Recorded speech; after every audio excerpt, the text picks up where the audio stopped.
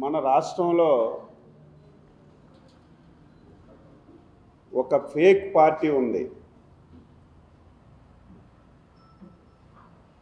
ఆ పార్టీయే గొడ్డల పార్టీ.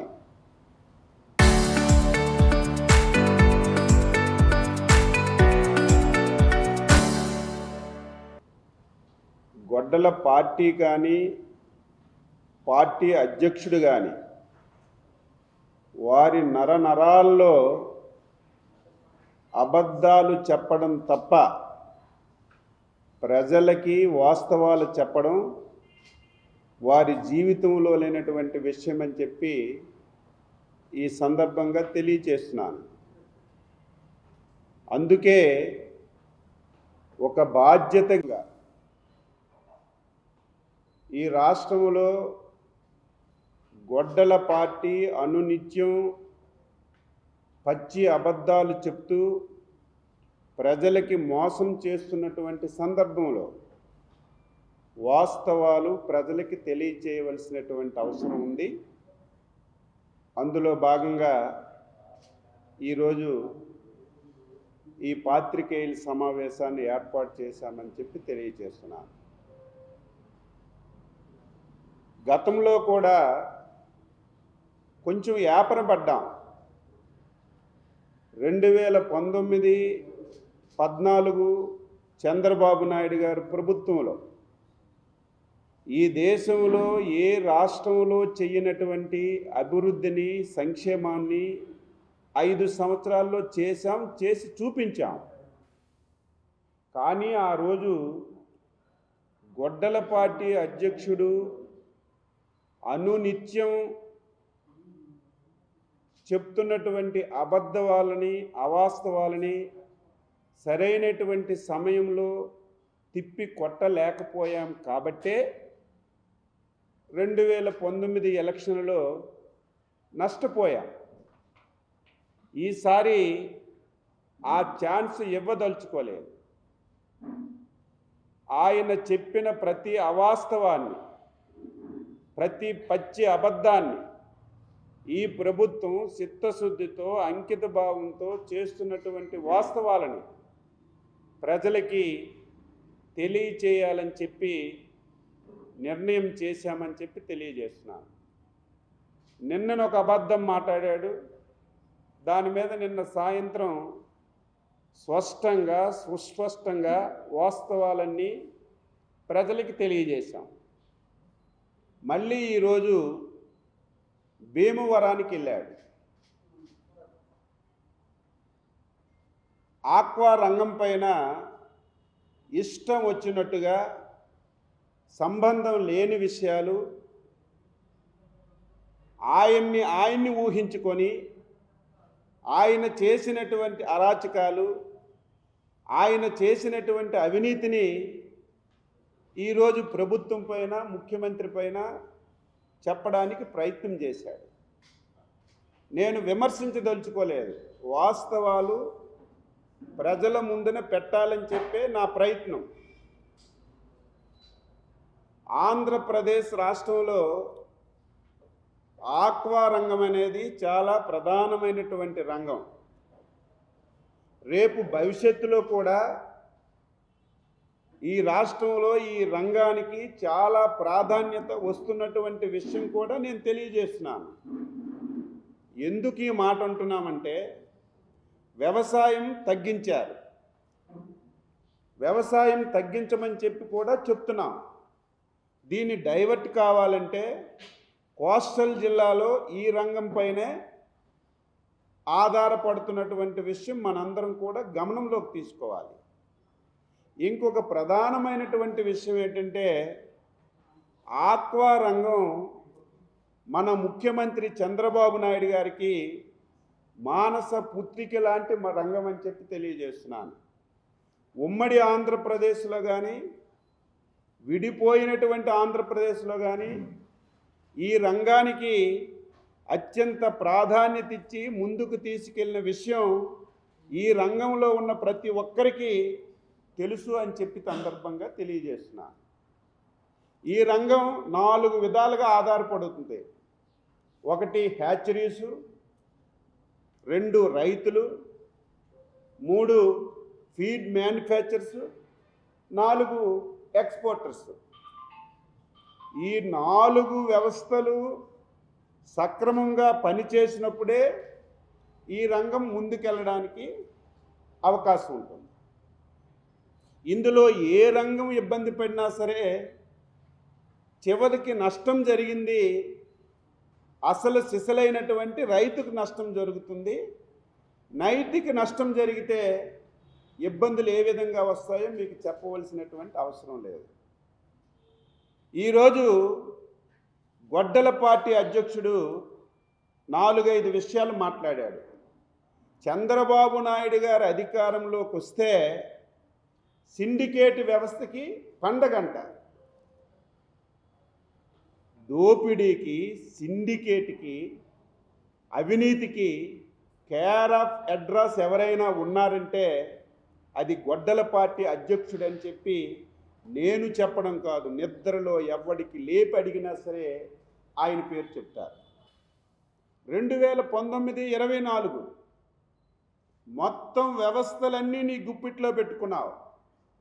ఈ రాష్ట్రంలో ఆదాయం వస్తున్నటువంటి అన్ని రంగాలని సింగిల్ హ్యాండ్లో నీ దగ్గరికి తీసుకొచ్చి నువ్వు చేసినటువంటి అవినీతి ఇంత అంతా కాదు. ఈ 2 సంవత్సరాల్లో నువ్వు చేసిన అవినీతి అన్నీ బయటపడుతుంటే ప్రతి ఒక్కరూ ముక్కు మీద వేలు వేసుకొని చూసినటువంటి సందర్భం. ఈరోజు రెక్కరు మొత్తం నువ్వే, కొట్టు నీదే, తయారు నీదే, బాటిల్ నీదే, ట్రాన్స్పోర్ట్ నీదే, మొత్తం లిక్కర్ అంతా ఈ రాష్ట్రంలో దోచుకున్నావు. శాండ్ అంతా దోచుకున్నావు సింగిల్ హ్యాండ్తో. మైన్స్ అన్నీ దోచుకున్నావు.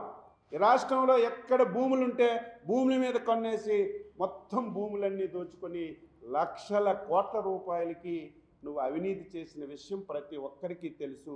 దాని రిజల్టే మొన్న 2024 ఎన్నికల్లో ప్రజలు చూపించిన విషయం కూడా గుర్తుపెట్టుకోవాలి. ఈ ప్రభుత్వం వచ్చిన తర్వాత స్వేచ్ఛగా వ్యాపారాలు చేసుకుంటున్నారు. వాళ్ళు కావాలని, వీళ్ళు కావాలని, వీళ్ళు ఉండాలని, వీళ్ళే చేయాలని ఎప్పుడూ లేదు. నేను ఎక్కువసార్లు చెప్తుంటాను, మళ్ళీ మళ్ళీ చెప్తుంటాను. వారి కుటుంబం నైజం ఏమిటంటే, మేము ఫలానా పని చేశాం, మీరు అభివృద్ధి చేశాం, మీరు ఎప్పుడు ఆదరించండి అని ఎప్పుడు మాట్లాడరు. అటు రాజశేఖర్ రెడ్డి నుంచి ఈరోజు గొడ్డల పార్టీ అధ్యక్షుడి వరకు కులాల మధ్యన తగువు పెట్టడం, మతాల మధ్యన తగువు పెట్టడం, ప్రాంతాల మధ్యన తగువు పెట్టడం, ఎప్పుడు కులాల యొక్క పేరు చెప్పుకొని పబ్బం గడుపుకోవడం వీరికి అలవాటుగా మారింది. సిండికేట్లు వచ్చారట, అందులో చంద్రబాబు నాయుడికి సంబంధించిన వాళ్ళే ఈ వ్యాపారంలో ఉన్నారట. నీకు అసలు సిగ్గుందా? కనీసం అవగాహన ఉందా? ఈరోజు నీ అబద్ధాల నోటుతో చెప్పినటువంటి ఏవైతే కంపెనీలు నిన్నో మొన్నో చంద్రబాబు నాయుడు ముఖ్యమంత్రిగా ఉన్నప్పుడు పుట్టినటువంటి కంపెనీలు కావివి. నీ తండ్రి అధికారంలో ఉన్నప్పుడు కంపెనీలు ఉన్నాయి. తరువాత వచ్చిన ముఖ్యమంత్రులు అధికారంలో ఉన్నప్పుడు కంపెనీలు ఉన్నాయి. ఎంతెందుకు గొడ్డల పార్టీ అధికారంలో ఉన్నప్పుడు ఇదే కంపెనీలు ఉన్నాయి. ఈ విషయాన్ని నువ్వు గుర్తుపెట్టుకోకుండా ఈరోజు ఏదో చంద్రబాబు నాయుడు ప్రభుత్వంలోకి వచ్చిన తర్వాత ఏదో కొంతమందే వచ్చి కంపెనీలు పెట్టినట్టుగా నువ్వు ప్రజలకి మభ్య పెడుతున్నావు. ఇది ప్రజలు ఒకసారి వాస్తవాలు తెలుసుకోవాలని చెప్పి తెలియజేస్తున్నాను. ఈరోజు ఏ రంగమైనా అభివృద్ధి జరిగిందంటే నేను విషయాలు మాట్లాడచ్చు, అపోజిషన్ విషయాలు మాట్లాడచ్చు. కానీ ప్రభుత్వానికి ఒక లెక్క ఉంటుంది. ఆ లెక్కే గ్రోత్. నువ్వు అధికారంలో ఉండేటప్పుడు 41.75 లక్షల కోట్లు జీవీఏ రూపంలో ప్రభుత్వానికి ఆదాయం వచ్చేది. మేము వచ్చిన తర్వాత ఈ 2 సంవత్సరాల్లో 41,75,000 కోట్ల రూపాయల నుంచి 63.65 లక్షల కోట్లని తీసుకొచ్చామంటే ఈ రంగం అభివృద్ధికి ఇంతకంటే సూచిక ఇంకొకటి లేదు అని చెప్పి తెలియజేస్తున్నాను. అదేవిధంగా గ్రోత్ 2014లో అధికారంలోకి వచ్చాం. మొత్తం వ్యవస్థలన్నీ లేవు, రాజధాని లేదు, చాలా ఇబ్బందుల్లో ఉన్నాం. కానీ ఈ రంగానికి చంద్రబాబు నాయుడు గారు అత్యంత ప్రాధాన్యత ఇచ్చి 2014 నుంచి 19 వరకు సంవత్సరానికి పెంచుతూ 15.74% గ్రోత్తో మీకు అధికారాన్ని ఇచ్చాం. మేము 5 సంవత్సరాల్లో 6% నుంచి 15%కి పెంచినప్పుడు నీ ప్రభుత్వ హయాంలో 15% నుంచి 23%కి వెళ్ళాలి. ఎక్కడైనా సంవత్సరానికి గ్రోత్ పెరగాలి. కానీ మేము 15.7%కి ఇస్తే 1% తగ్గించి నువ్వు మళ్ళీ మాకు అధికారాన్ని ఇచ్చావు. మళ్ళీ 2 సంవత్సరాల్లో ఈ రంగం మీద ప్రత్యేకమైనటువంటి దృష్టి పెట్టి ప్రతి సంవత్సరం ఈ రంగాన్ని ముందుకు తీసుకువెళ్ళాలని ఒక టార్గెట్ ఇచ్చి ఈ రంగంలో 19% గ్రోత్కి తీసుకెళ్లిన విషయాన్ని నేను సగౌరవంగా ప్రజానీకానికి తెలియజేశాను. రెండవది ఫీడు. ఇదే ప్రధానమైనటువంటిది. ఏం మాట్లాడుతున్నాడు తెలుసుకొని మాట్లాడాలి. నేను అధికారంలో ఉన్నప్పుడు అప్సడా అని ఒక చట్టం తెచ్చాను. ఆ చట్టంలో నేనే చైర్మను. ప్రతి నెల మీటింగులు పెట్టేవాడిను. ధరలు ఎప్పుడూ పెరగకుండా నియంత్రించేవాడినని పచ్చి అబద్ధాలు మాట్లాడారు. చట్టం తేవడం ముఖ్యం కాదు. ఎవడైనా చట్టం తెస్తాడు. తెచ్చిన చట్టాన్ని అమలు చేయడమే ప్రధానమైనటువంటి ఉద్దేశం. నేను ఛాలెంజ్ చేసిన, నువ్వు చట్టం తెచ్చావు, ఒక్క రోజైనా సరే నువ్వు అధ్యక్షుడిగా సమావేశం పెట్టావని చెప్పి నేను అడుగుతున్నాను. నువ్వు కాదు, నీ కింద ఉన్నటువంటి కో చైర్మన్ కానీ ఆ రోజు ఉన్నటువంటి ఆఫీసర్లు కానీ ఒక్కటంటే ఒక్క బాడీ సమావేశం పెట్టలేదు. సిగ్గు లేదు. నువ్వు చట్టం తెచ్చిన తర్వాత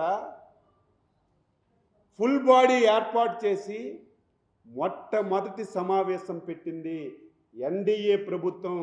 అచ్చెన్నాయుడు వ్యవసాయ శాఖ మంత్రిగా నేను పెట్టినటువంటి సమావేశమే తప్ప నువ్వు చట్టాన్ని తీసుకొచ్చి అది పక్కన పడేసి దాని గురించి చట్టం తెచ్చాను అప్పుడా అని చెప్పి దీనివల్ల మొత్తం మేలు జరిగిందని పచ్చి అబద్ధాలు మాట్లాడుతుంటే ఆశ్చర్యం కలిగింది.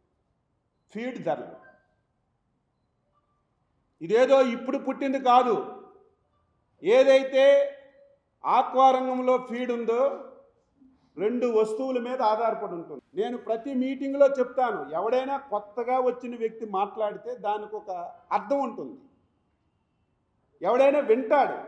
కానీ నిన్నటి వరకు గొడ్డల పార్టీ అధ్యక్షుడిగా ఈ రాష్ట్రానికి అధికారాన్ని వెలగబెట్టినటువంటి నువ్వు చేసింది గుర్తుపెట్టుకోకుండా ఇష్టానుసారంగా మాట్లాడితే ప్రజలు నమ్ముతారు, నాకెవరు ఆన్సర్ చేయరని నువ్వు అనుకుంటే అది పొరపాటు. నీకు ఆన్సర్ చేస్తావు.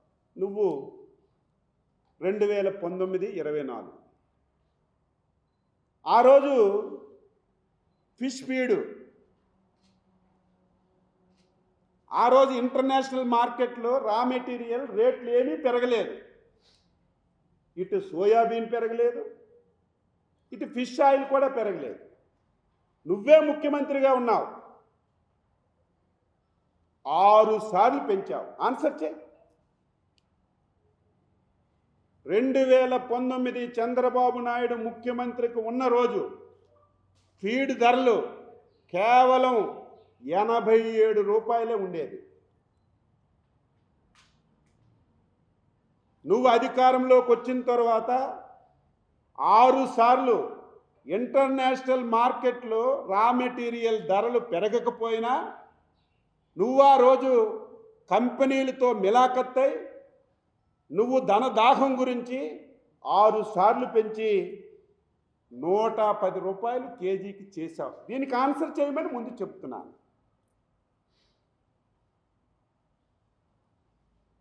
మేము అధికారంలోకి వచ్చాం, వెంటనే 6 రూపాయలు ఈ కేజీ మీద తగ్గించాం. అందరికీ తెలుసు, రైతులకు తెలుసు, ప్రతి ఒక్కరికి తెలుసు. ఈరోజున్న పరిస్థితులు ప్రతి ఒక్కరికి తెలియాలి. ఇదేదో అచ్చెన్నాయుడో చంద్రబాబు నాయుడో ప్రభుత్వం పెంచలేదు. ఒక బాధ్యత గల ప్రభుత్వంగా అప్సరా కమిటీని ఏర్పాటు చేశాం. రైతుల్ని, ఎవరైతే ఫీడ్ ఫ్యాక్టరీ వాళ్ళని అందరినీ కమిటీలో పెట్టి 6-7 గంటలు కూర్చొని, ఇది మాకు సంబంధం లేదు, మీరు కూర్చోండి. ఇంటర్నేషనల్లో విపరీతంగా పెరిగాయి. ఫిష్ మీల్ ధర 55% ఒకేసారి పెరిగింది, 55%. ఫిష్ ఆయిల్ ధర 91% పెరిగింది. సోయాబీన్ ధర 49% పెరిగింది.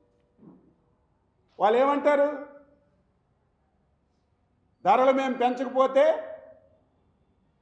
ఫ్యాక్టరీలు మూసేయాలి, ఫ్యాక్టరీలు మూసిస్తే మొత్తం ఈ రంగం కుదేలైపోతుందని రైతులు ఎదురుగే చెప్తే, ఆ రోజు ముఖ్యమంత్రి గారు ముఖ్యమంత్రిగా ఒక ఇష్యూ మీద 5 గంటలు కూర్చొని డైరెక్షన్ ఇచ్చిన విషయాన్ని ఈ సందర్భంగా గుర్తు చేసి, వాళ్ళు అనుకొని కొంత రేటు పెంచారు. అది కూడా పెంచకూడదని చెప్పాం, కానీ పెంచకపోతే మా ఫ్యాక్టరీలు మూతేసుకోవడమే తప్ప ఇంకొక మార్గం లేదంటే, అది జరిగితే ఇదేదో సిండికేట్లు, చంద్రబాబు నాయుడు వర్గం వాళ్ళు అని చెప్పి పిచ్చిగా మాట్లాడు. నువ్వు ఆన్సర్ చెయ్యమని చెప్తున్నాను. 86 రూపాయలు ఉన్నటువంటి ఫీడ్ ధర నీ 5 సంవత్సరాల్లో 6 సార్లు పెంచి ఇంటర్నేషనల్ మార్కెట్లో రా మెటీరియల్ ధర పెరగకపోయినా నువ్వు 110 రూపాయలు చేశావు. దీనికి నువ్వు ఆన్సర్ చేయమని చెప్పి తెలియజేస్తున్నావు. రెండవది, పవర్ టారిఫ్ గురించి మాట్లాడాడు. పవర్ టారిఫ్ గురించి మాట్లాడే నైతిక హక్కు నీకు ఎక్కడుందని చెప్పి నేను అడుగుతున్నాను. చాలామందికి తెలుసు, నా పాత్రికేయుల సమావేశంలో ఉంటున్నటువంటి ఎవరైతే ఈ రంగంలో పనిచేస్తున్న ప్రతి ఒక్కరికి తెలుసు, 2014 సంవత్సరానికి యాక్వా రంగానికి 3.80 యూనిట్ ధర ఉండేది. అందరికీ తెలిసింది. ఈ రంగానికి ప్రాధాన్యత ఇవ్వాలి, ఈ రంగాన్ని అభివృద్ధి చేయాలని చాలామంది చెప్తే, చంద్రబాబు నాయుడు గారు 3.80 ఉన్నటువంటి యూనిట్ ధరని 2 రూపాయలు చేసి ఆక్వా రంగానికి ఇచ్చినటువంటి మహానుభావుడు మన ముఖ్యమంత్రి చంద్రబాబు నాయుడు. 2019లో మాయ మాటలు చెప్పావు, పాదయాత్ర చేశావు. నేను అధికారంలోకి వస్తే చంద్రబాబు నాయుడు గారు 2 రూపాయలు ఇస్తున్నారు, నేను ఈ రాష్ట్రంలో ఉన్నటువంటి యాక్వా జోన్ కానీ నాన్ యాక్వా జోన్ కానీ లేకపోతే 2 ఎకరాలు 3 ఎకరాలు 10 ఎకరాలు 15 ఎకరాలు ఎవ్వరికి ఎటువంటి నిబంధన పెట్టకుండా అందరికీ ₹50 ఇస్తానని మేనిఫెస్టోలో పెట్టావు, మీటింగుల్లో పెట్టి చెప్పావు. అధికారంలోకి వచ్చావు, ₹50 ఇచ్చావు. ఎవరికి ఇచ్చావు? ఎవరైతే యాక్వా జోన్లో ఉన్నారో వాళ్ళకే ఇచ్చావు. ఎవరైతే 10 ఎకరాల లోపు రైతు ఉన్నాడో వాడికే ఇచ్చావు. ఎంతమంది నష్టపోయారు?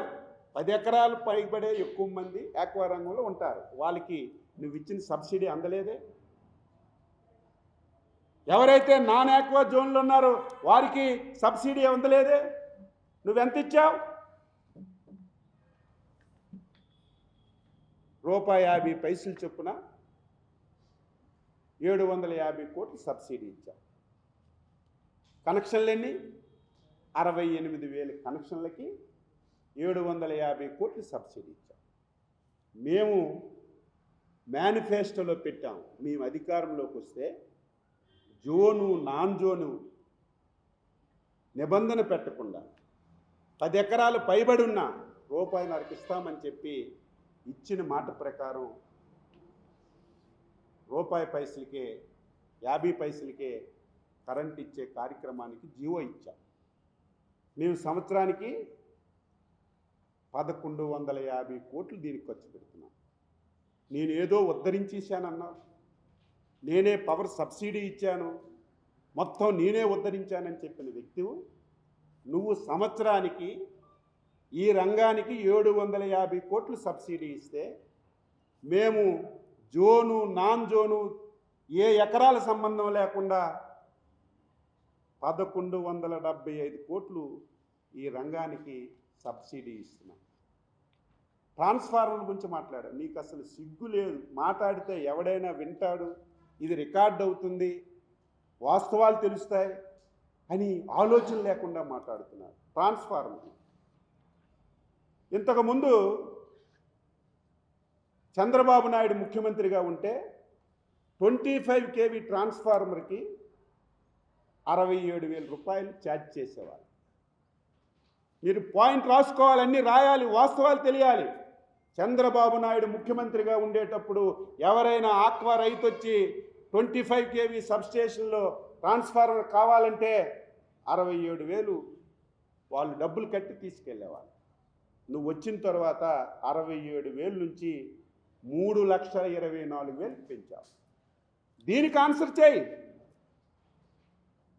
వాస్తవం కాదా లేదా నువ్వు రా. నేను నిన్న కూడా చెప్పాను, మళ్ళీ చెప్తున్నాను, నీకు రావడానికి సిగ్గు.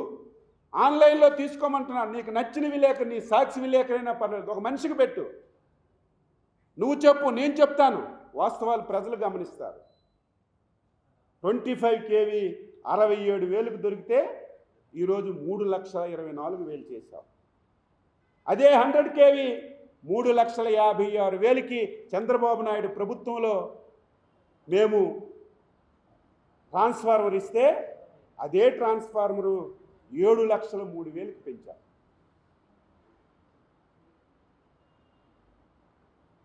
ఎంత పెంచావు? దీనివల్ల రైతులకి చాలా నష్టం జరుగుతుంది.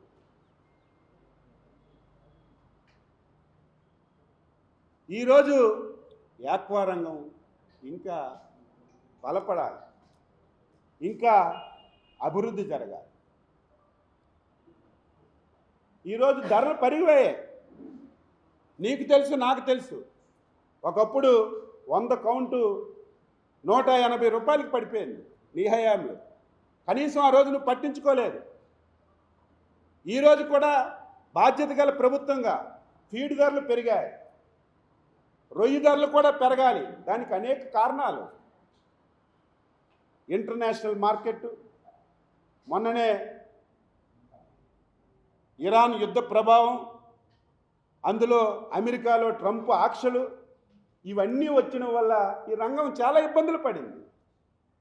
అయినా ముఖ్యమంత్రి గారు ప్రత్యేక చొరవ చూపించి ఇది ప్రధాన రంగం, ఇబ్బందులన్నీ అధిగమించాలని, ఇటు అమెరికా మార్కెట్ దెబ్బతీసిన, ఇరాన్లో యుద్ధం వచ్చిన, ఇంటర్నేషనల్లో ప్రాబ్లమ్స్ వచ్చిన ప్రభుత్వం నిరంతరం పర్యవేక్షించడం వల్ల గ్రోత్ రేట్ ఎక్కడా తగ్గకుండా పెంచుకుంటూ పోయాం. ఇంకా ఈ రంగాన్ని పెంచవలసిన అవసరం ఉంది. ధరలు తగ్గాలి. మొన్ననే విశాఖపట్నానికి కేంద్ర మంత్రి గారు వచ్చారు. ముఖ్యమంత్రి గారు స్పష్టంగా చెప్పారు, దీని మీద ధరలు తగ్గించాలి, ఇంపోర్ట్ ధరలు అని చెప్పి. మళ్ళీ రేపో ఎల్లుండో ముఖ్యమంత్రి గారు ఆదేశాల మేరకు నేను మా ఆఫీసర్లు మళ్ళీ కేంద్ర మంత్రి కలుస్తున్నాం. ఈరోజు సోయాబీన్ ధరలు తగ్గించమని, ఫిష్ ఆయిల్ ధరలు తగ్గించమని. ఈ 2 ధరలు తగ్గితే ఫీడ్ ధరలు తగ్గుతాయి. దీనివల్ల రైతుకు మేలు జరుగుతుంది. ఇక రేట్లు పెంచితే ఏదో ధరలు పెరిగాయని పెంచడం కాదు, ఒక విధానం తీసుకొచ్చాం. అప్సడాలో నువ్వు విధానాలు పెట్టావు, దేనికి? నాలుగు గీసుకోవడానికా? ఒక మీటింగ్ కూడా పెట్టలేదు. ఈరోజు అనునిత్యం మీటింగ్ పెడుతున్నాం. ఇప్పుడే ఒక మీటింగ్ పెట్టాం. ధరలు పెరిగినప్పుడు మీరు పెంచడం కాదు, ధరలు తగ్గినప్పుడు కూడా ఆ ప్రాప్తికి మీరు తగ్గించాలని స్ట్రిక్ట్గా కండిషన్ పెట్టి అనునిత్యం 15 రోజులకు ఒక సమావేశం పెట్టి ఇటు రైతులు, ఇటు పరిశ్రమ, యాజమాన్యం అందరూ కూర్చొని అందరూ సామరస్యంగా చేసుకోమని ఒక సిస్టాన్ని ఎస్టాబ్లిష్ చేసి ముందుకెళ్తుంటే ఓర్వలేక చూడలేక ఇష్టం వచ్చినట్టుగా మాట్లాడుతున్నావని ఈ సందర్భంగా తెలియజేస్తున్నాను. ల్యాబులు పెట్టాడట, భూతద్దంతో ఎతికినా లేవు.